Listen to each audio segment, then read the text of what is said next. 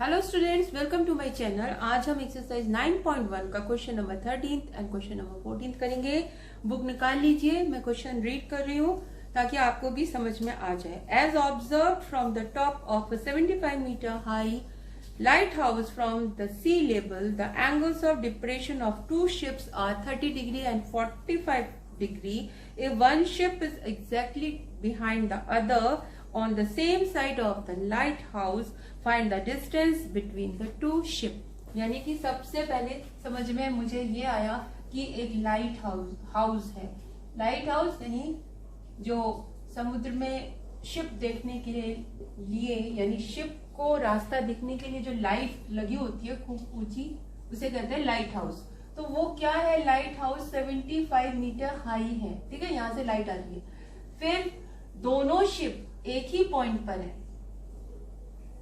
और इन शिप्स का जो एंगल ऑफ एलिवेशन है कि डिप्रेशन है? डिप्रेशन है। एंगल ऑफ डिप्रेशन दिया हुआ है 30 एंड 45, इस शिप का और इस शिप का। तो ये आप टॉप से, लाइट हाउस के टॉप से इसको आपने इस तरह से मिला दिया।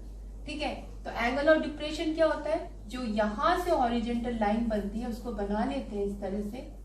बनाने के बाद यहाँ पर ये एंगल और ये एंगल बनाना है। ये वाला जो एंगल है वो इस वाले शिप का है, कितना है? 30 डिग्री। और ये वाला जो एंगल है वो इस शिप का है, क्योंकि ये वाली लाइन है ना, तो ये वाली लाइन हॉरिजॉन्टल से जो एंगल बनाती है that is called angle of depression. Now इस फिगर की हम नेमिंग कर लेते हैं A, B, C and D. आपको बताना है distance between the two ship, यानी कि सी डी आपको बताना है। ठीक है, अब आप ट्राइंगल ले लेंगे। छोटे वाले ट्राइंगल से स्टार्ट करेंगे तो लेंगे इन ट्राइंगल ए बी सी, यानी ए बी सी। अब आप देखिए जो एंगल ऑफ डिप्रेशन होता है वो और एंगल ऑफ एलिवेशन होता है सेम है। तो ये वाला जो एंगल ऑफ एलिवेशन है वो इसके डिप्रेशन यानी कि 30 डिग्री के बराबर आ जाएगा और ये 45 के बराबर आएगा, क्योंकि ये एंगल ऑफ एलिवेशन है, ये एंगल ऑफ डिप्रेशन है।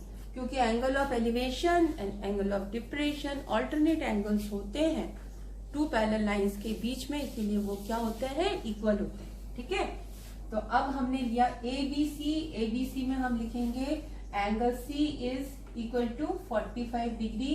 रीजन क्या लिखेंगे? Angle of depression equals to angle of elevation. ये आपने लिख लिया। ठीक है, लिखने के बाद अब आप लिखेंगे tan C। tan C equals to क्या होगा? इसके लिए ये वाली साइड नोन है जो कि परपेंडिकुलर है, ऑपोजिट साइड है तो परपेंडिकुलर होगी। जिस साइड पर ये बना होता है उसे बेस कहते हैं, यानी P अपॉन बी लेंगे। P अपॉन बी का रेशियो क्या कहलाता है? tan कहलाता है। तो tan C यानी tan 45 इक्वल्स टू P कितना दिया हुआ है? 75। नाम लिख लेते हैं पहले। P मीन्स ए बी और base means B C. Done. tan 45 की वैल्यू 1 होती है। वैसे भी अगर याद नहीं है तो tan किसका रेशियो होता है? साइन अपॉन कॉस का। साइन 45 होता है 1 अपॉन √2, कॉस 45 होता है 1 अपॉन √2। दोनों का रेशियो करेंगे, कैंसिल होके 1 बचता है। वैसे भी याद रख सकते हैं कि tan 45 1 है। अब ए बी है 75, ये रहा ए बी की जगह 75 लिख लिया। और ये बी सी आपको नॉट नोन है, नोन नहीं है। क्रॉस मल्टीप्लाई किया, बी सी आ गया 75 मीटर में था, आपने यहाँ लिख लिया 75 मीटर। Now take the another triangle. दूसरा ट्रायंगल ले लेते हैं A B D. In triangle A B D, बड़ा वाला ए बी डी, ये वाला नहीं लेंगे। ये ट्राइंगल मत लीजिए, क्यों? हमें राइट एंगल ट्राइंगल ही लेना होता है ट्रिग्नोमेट्री में। तो ए बी डी में जो tan डी है वो भी किसके बराबर हो जाएगा? वो हो जाएगा 30 डिग्री। वाई, इसमें भी सेम रीजन लिखेंगे, angle of elevation equals to angle of depression. Reason clear हो गया आपको कि किस तरह से ये 30 आया। अब आप लिखेंगे 10D किसका रेशियो होता है, कौन से दो साइड का रेशियो होता है, ये वाला जो 10D है ये रेशियो होता है परपेंडिकुलर और बेस का, परपेंडिकुलर और बेस का।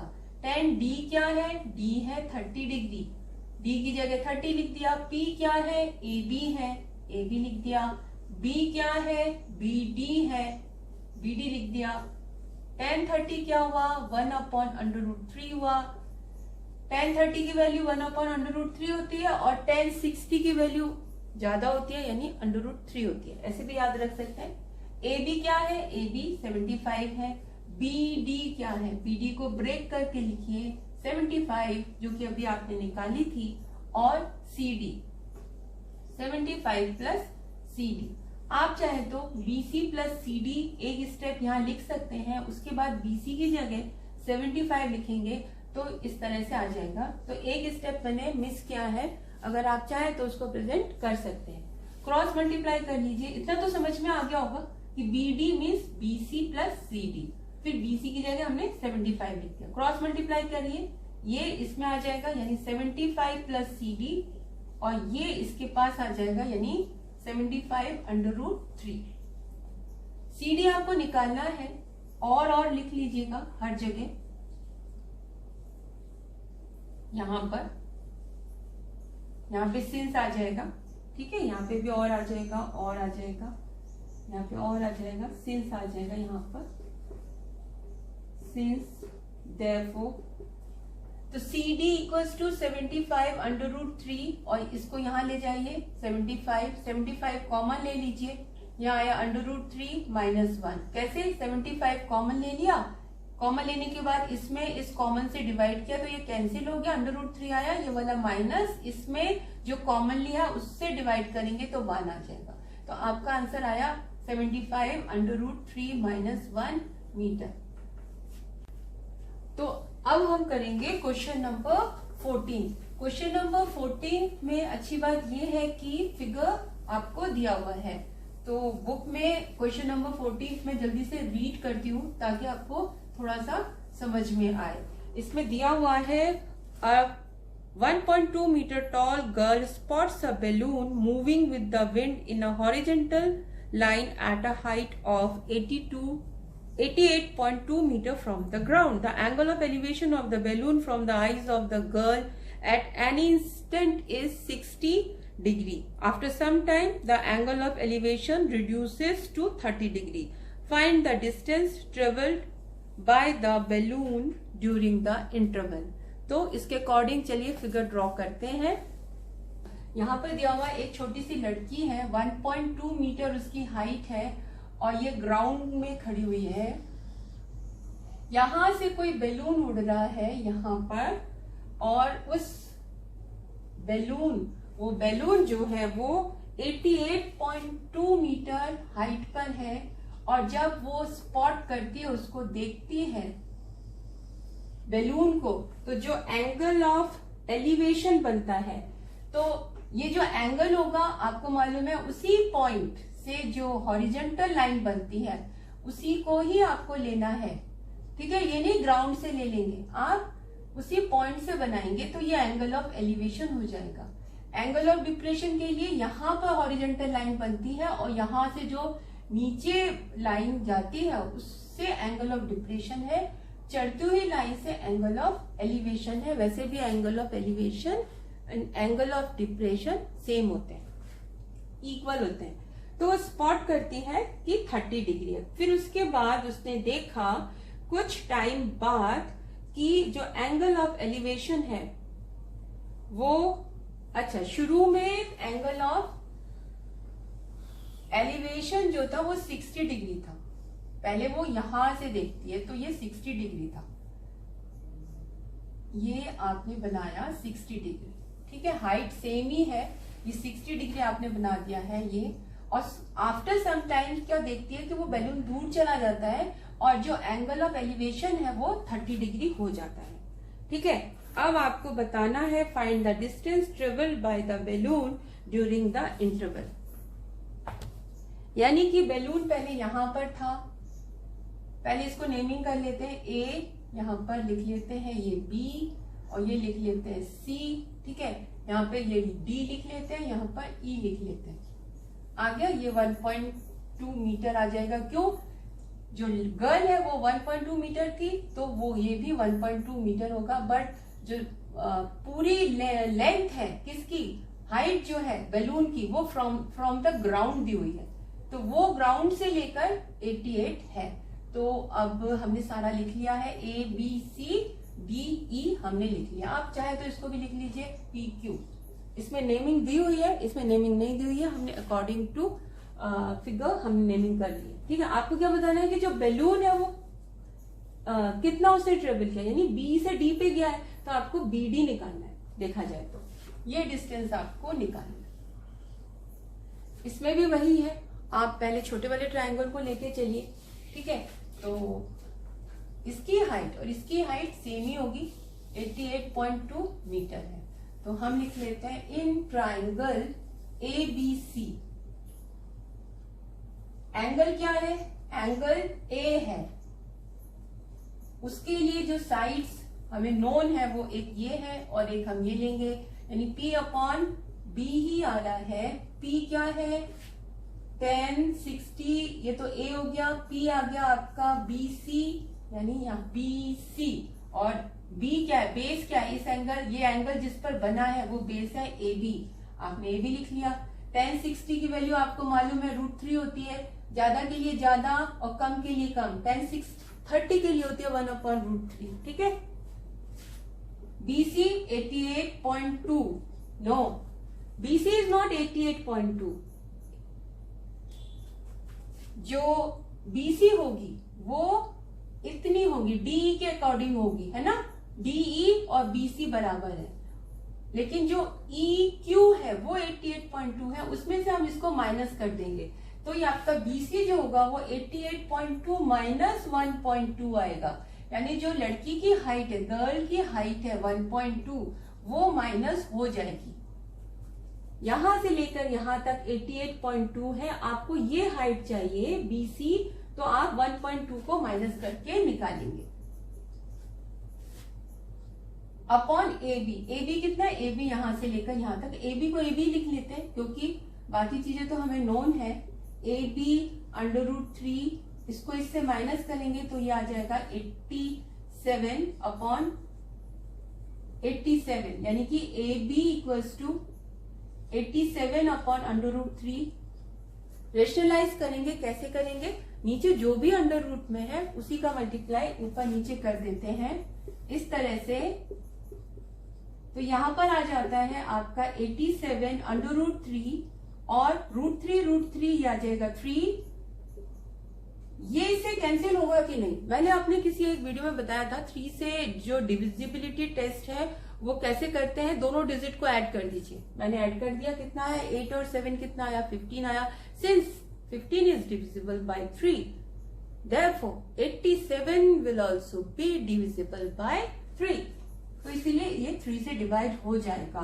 तो 87 और 3 से डिवाइड करेंगे, 3 2 6, 8 में से 6 यूज कर चुके हैं, 2 बचा, 27 हो गया, 3 9 27, ये आ गया आपका AB। तो AB आपका आ चुका है 29 √3। अब आप बड़े वाले ट्राइंगल को ले लीजिए, वो क्या है, in triangle, what is the name of that triangle, ADE। ADE, इसमें एंगल ले लीजिए, tan क्या आएगा, यहां पर भी A आएगा, tan A, हाइट क्या आएगी DE और बेस क्या आएगा AD, ठीक है। तो tan A कितना है 30 डिग्री है, इस ट्राइंगल में tan A ये वाला है छोटा 30। DE कितना आएगा, DE आएगा इस पूरे में से 1.2 माइनस कर देंगे, यानी 88.2 माइनस 1.2। AD क्या है, AD दो पार्ट्स में डिवाइडेड है, AB प्लस BD। तो आप लिख लीजिए AB प्लस BD, या तो ऐसे लिख लीजिए या AB की जो वैल्यू निकाली है उसको लिख लीजिए, या वैल्यू आप बाद में भी लिख सकते हैं। इसकी वैल्यू निकाल ली, क्योंकि 30 छोटा है तो 1/√3 है, 60 बड़ा होता है 30 से तो उसकी वैल्यू भी बड़ी होती है।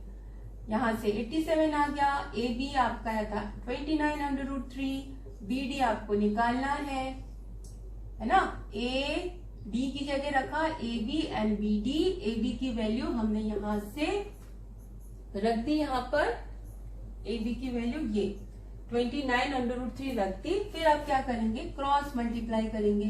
क्रॉस मल्टीप्लाई से ये इसके पास आ जाएगा या मल्टीप्लाई होकर ये आ जाएगा प्लस बी डी, और ये यहाँ पर मल्टीप्लाई होकर आ जाएगा 87/√3। बीडी आपको निकालना है तो बीडी के साथ जितनी भी चीजें हैं वो इक्वल्स टू के दूसरी तरफ जाएंगी। यहाँ पे प्लस है, दूसरी तरफ जाने पे ये माइनस साइन के साथ आएगा। ठीक है, आप डायरेक्टली भी माइनस कर सकते हैं या √3 कॉमन ले लीजिए, 87 आ जाएगा यहाँ से, ये माइनस, यहाँ से बचा 29 और ये √3 एज ए कॉमन बाहर जा चुका है। 87 में से 29 को आप माइनस करेंगे तो ये आ जाएगा √3 और यहाँ से आया 8 और यहाँ से आया 5, यानी 58/√3 मीन्स 58/√3 ये मीटर आ गया distance between the two balloons. तो distance between the two balloons आपका आ चुका है 58/√3। This is exercise 9.1. Since the answer is question number 13, question number 14, 58/√3. Question number 13. Question number 13 में आंसर आया है √75/√3 -1 आया है। तो इसमें हमने क्वेश्चन क्या निकाला था, find the distance between the two ship निकाला था। ठीक है, तो होप आपको समझ में आया होगा। अगर समझ में आए तो please subscribe my channel, like it, share it. Thank you.